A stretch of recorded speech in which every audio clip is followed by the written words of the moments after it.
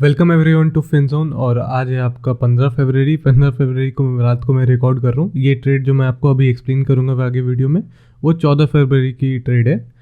तो अभी लास्ट कुछ दिनों से मैंने कुछ अपडेट्स नहीं डाले चैनल पे, तो मेरा वही चल रहा है, लॉस चल रहा है, प्रॉफिट चल रहा है, ठीक है। और अभी मोस्टली आप बोल सकते हो लास्ट 2-3 दिन में मेरा ब्रेक इवन प्रॉफिट हुआ है, 2 लॉसेस हुए हैं, 1 प्रॉफिट हुआ है, तो वो ऑटोमेटिकली एडजस्ट हो गया है। तो वैसा ही कुछ सीन चला है। 1-2 गलतियां मैंने की हैं, वो मैं आपको बाद में एक्सप्लेन करूँगा जब मेरा मंथ एंड होगा 15।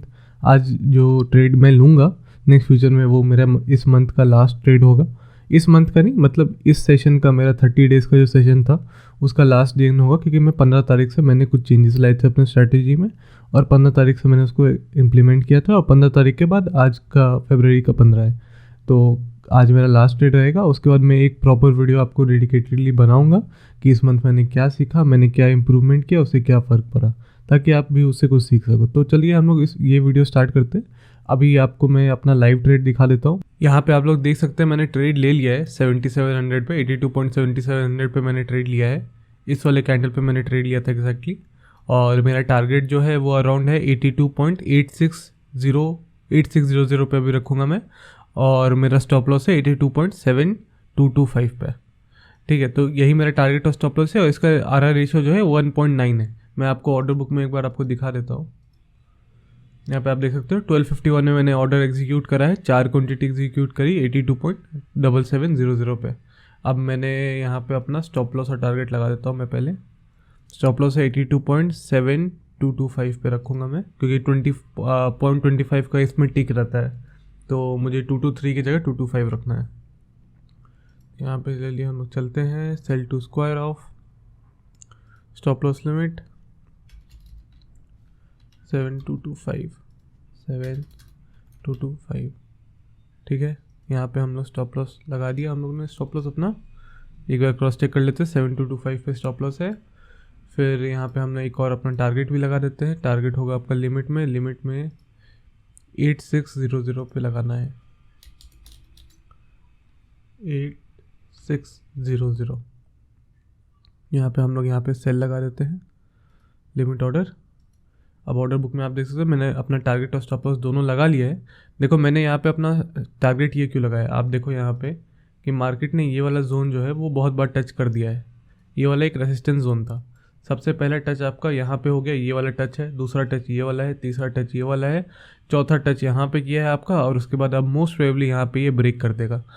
तो ये एक प्राइस एक्शन का रूल होता है, अगर किसी को कन्फ्यूजन हो तो यहाँ पे एक और टच आप कंसिडर कर सकते हो। ये भी लास्ट टाइम जहाँ से चालू हुआ था, ये प्राइस एक्शन का आपका एक तरह से रूल होता है कि अगर मार्केट में 3-4 बार लेवल टेस्ट हो रहा है तो मोस्ट प्रोबेबली वो 4th या 5th टाइम में उसको ब्रेक कर देगा।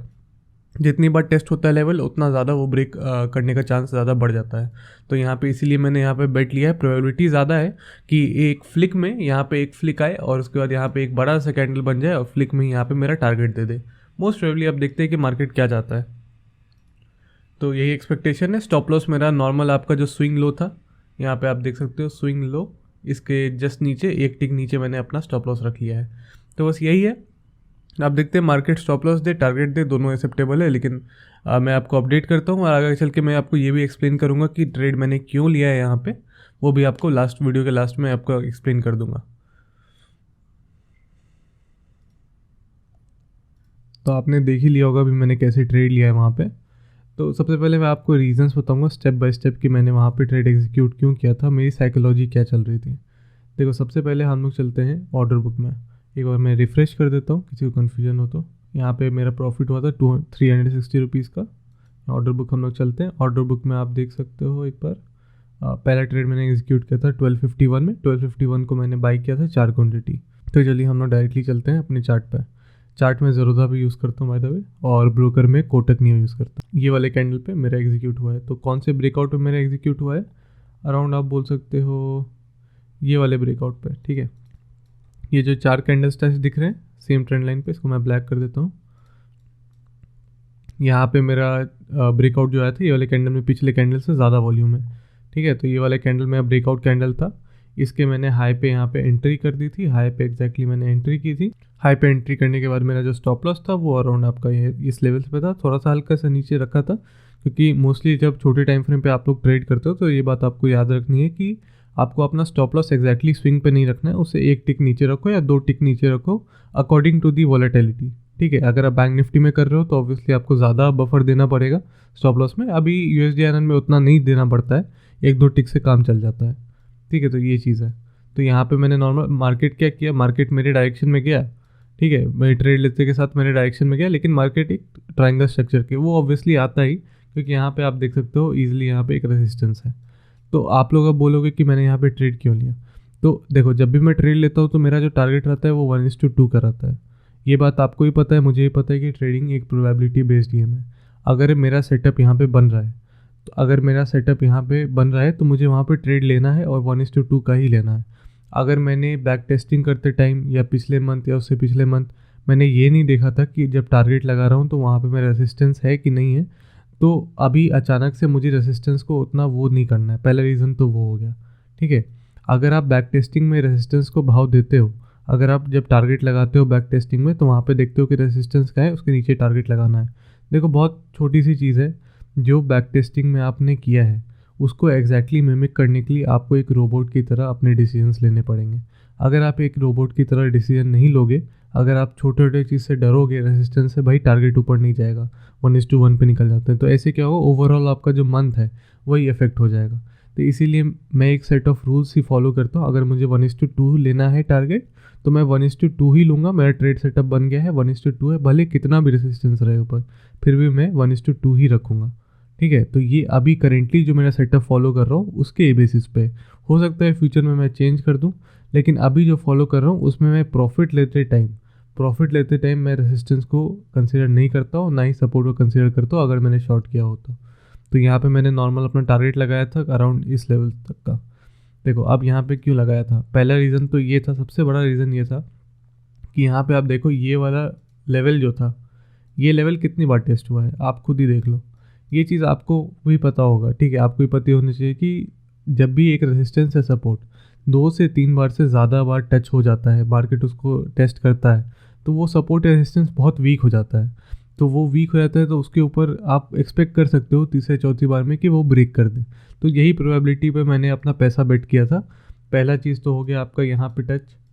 ठीक है, पहला टच यहाँ पे हो गया, दूसरा टच यहाँ पे हो गया, तीसरा टच आपका यहाँ पे हो गया, और अभी 4 टच पे आ रहा था। तो 90% चांस बोल सकते हो या उससे थोड़ा कम, उतने चांसेस होते हैं कि 4th FS ब्रेकआउट पे आपका ब्रेक कर दे रेजिस्टेंस को। तो यही इसी पे मैंने बेट लिया था यहाँ पे। भले आपको सबको यहाँ पर रेजिस्टेंस दिखाई दे रहा होगा, लेकिन इस रेजिस्टेंस कितनी बार टच हुआ है ये भी बहुत बड़ा फैक्टर होता है। प्राइस एक्शन अगर आप करते हो तो आपको ये बहुत बेसिक सा फैक्ट है, आपको पता ही होना चाहिए। तो यहाँ पे ये ब्रेकआउट दिया, ब्रेकआउट देने के बाद वन साइड रैली किया और मेरा टारगेट दे दिया। तो सिर्फ क्या मैं एक ही फैक्टर ब्रेकआउट आया और सिर्फ ये 3 टचेस थे और इसी पे मैंने ट्रेड ले लिया? नहीं, ऐसा नहीं किया मैंने। मैं आपको समझाता हूँ। मैंने इस कैंडल पे जब ट्रेड लिया, ये वाले कैंडल पे जब मैंने ट्रेड लिया, तो और भी क्या फैक्टर्स थे। सबसे पहले मैं फिबोनाची चलता हूँ। फिबोनाची मेरा one of the favourite tools है यूज़ करने के लिए। तो यहाँ पे मेरा उस टाइम का मार्केट का जो करंट हाई था उस पर मैंने अपना फिबोनाची लगा दिया। Bottom to top up trend रहता है तो बॉटम टू टॉप आपको फिबोनाची लगाना है। जिनको फिबोनाची नहीं पता है फिबोनाची क्या है, फिबोनाची बस आपको सपोर्ट या रेजिस्टेंस लेवल्स देता है ट्रेंड के बेसिस पे। अगर आपका एक अप ट्रेंड है तो वो सपोर्ट लेवल्स दिखाएगा, अगर आपका एक डाउन ट्रेंड है तो वो रेजिस्टेंस लेवल दिखाएगा। कैसे प्लॉट करना है, आपको यहाँ पे नॉर्मल लेफ्ट साइड वाले मेन्यू में जाना है। लेफ्ट साइड मेन्यू में जाने के बाद आपको ये जो लाइन टूल है, लाइन टूल के जस्ट नीचे आपको यहाँ पे एक मिल जाएगा, ड्रॉप डाउन एरो पे आप क्लिक करोगे, नीचे आपको फिबोनाची रिट्रेसमेंट मिल जाएगा। और मैंने कैसे यहाँ पे प्लेस किया है वो भी मैं आपको एक्सप्लेन कर देता हूँ। यहाँ पे आप बॉटम ट्रेंड का जहाँ से चालू हुआ है वहाँ से आपको विक इंक्लूडेड, ठीक है, विक भी आना चाहिए। विक के बॉटम पे मैंने लगाया और टॉप पे लगाऊं उस टाइम का जो हाई चल रहा था। जब मैं यहाँ पे देख रहा था मार्केट तो उस टाइम का जो हाई था वो ये पॉइंट था, तो मैंने यहाँ तक लगा दिया। अब देखो कहाँ से मार्केट सपोर्ट लिया है, 0.382 से सपोर्ट लिया है। तो एक और फैक्टर हो गया मेरे पास ट्रेड लेने का कि 0.382 का लेवल मार्केट टच करके ऊपर जा रहा है। 2 फैक्टर्स हो गए। पहला फैक्टर हो गया कि मार्केट ने 3 बार यहाँ पे टचेस कर दिए थे, जिसके कारण रेजिस्टेंस बहुत वीक था, ब्रेक होने के चांसेस बहुत ज़्यादा थे। दूसरा रीज़न था आपका यहाँ पे ब्रेकआउट था विथ वॉल्यूम। तीसरा रीज़न था आपका फिबोनाची, ठीक है, फिबोनाची से आपका सपोर्ट था। ठीक है। और चौथा रीज़न तो सबसे मेन रीज़न तो वही है जो मैंने पहले से नहीं बताया, अप ट्रेंड में। सिंपल सा आपको शॉर्टर टाइम फ्रेम पे आपको अप ट्रेंड दिखाई दे रहा होगा, इवन लार्जर टाइम फ्रेम पे भी आपको अप ट्रेंड ही दिखेगा। ठीक है, यहाँ पे आप पूरा अगर देखोगे तो ये वाला ब्रेकआउट जो आया था मार्केट में, ये ब्रेकआउट के बाद मार्केट अप ट्रेंड में ही है। सिंपल सा सीन है। ठीक है, आपको ये सब चीज़ देखना पड़ेगा कि मेजर ट्रेंड और माइनर ट्रेंड क्या है। मेजर ट्रेंड मतलब जो वीकली ट्रेंड है, जो मंथली ट्रेंड है, उसको मेजर ट्रेंड कंसिडर कर सकते हैं। और माइनर ट्रेंड मतलब कौन सा, जो ट्रेंड आपका आज का इंटरडे लेवल पे चल रहा है। आज का इंटरडे लेवल पे मुझे क्या दिखा, low high high low higher high high low higher high high low higher है, तो प्रॉपर आपका अप ट्रेंड चल रहा है। ठीक है, तो यही सब बातें थी जिसके कारण मैंने ट्रेड लिया था। एक रीज़न पे मैं कभी भी ट्रेड मत लो कि सिर्फ रेजिस्टेंस है ब्रेक होगा या रेजिस्टेंस है उस पर शॉर्ट कर दो, ऐसा कभी मत करो, इससे कुछ नहीं होने वाला है। आपको मल्टीपल कन्फर्मेशन के साथ काम करने पड़ेंगे, लेकिन आपको ये भी याद रखना है कि अगर आप इंडिकेटर के कन्फर्मेशन का वेट करोगे, अगर मैं यहाँ पे RSI लगाता तो उसमें क्या होता है कि वो आपको बहुत सारे अपॉर्चुनिटीज़ मिस करवा देगा। वो आपको सिग्नल तब देगा जब बहुत ऊपर चला जाता है मार्केट, उसके बाद। ये मैं इंटरडे लेवल पे भी बता रहा हूँ। अगर कोई लार्जर टाइम फ्रेम पे यूज़ करता है तो उसका कोई बात ही नहीं है, कोई भी यूज़ कर सकता है। देखो वो तो डिपेंड करता है कि पर्सन टू पर्सन डिपेंड करता है कि उसको क्या अच्छा लगता है। ठीक है, तो यही वीडियो था। वीडियो में सीखने के लिए देखो मेन पार्ट यही है कि आपको कभी भी एक चीज़ पे ट्रेड नहीं लेना है, आपको मल्टीपल कन्फर्मेशन यूज़ करने हैं। अगर आप प्राइस एक्शन ट्रेडर हो तो आप सपोर्ट रेजिस्टेंस देख सकते हो, उसका क्रेडिबिलिटी देख सकते हो कि कितनी बार टेस्ट हुआ है, कितना ब्रेक होने का चांसेस कितना ज़्यादा है। दूसरा चीज़ आप प्राइस एक्शन में देख सकते हो ब्रेकआउट है, ब्रेकआउट में वॉल्यूम होना चाहिए। अब वॉल्यूम मतलब क्या, जो कैंडल ब्रेकआउट दे रहा है वो कैंडल का वॉल्यूम पिछले कैंडल से ज़्यादा होना चाहिए। ये शो करता है कि मार्केट में ज़्यादा लोग इंटरेस्टेड है वो बाय करने के लिए। दूसरा चीज़ हो गया। तीसरा चीज़ हो गया, आप यूज़ कर सकते हो फिबोनाची रिट्रेसमेंट। फिबोनाची रिट्रेसमेंट आपको एक क्रेडिबल लेवल्स देता है जहाँ से मार्केट सपोर्ट लेके वापस रिट्रेस करके ऊपर जा सकता है या नीचे जा सकता है अकॉर्डिंग टू दी ट्रेंड। और सबसे फाइनल चीज़, इंट्राडे लेवल पे ट्रेंड।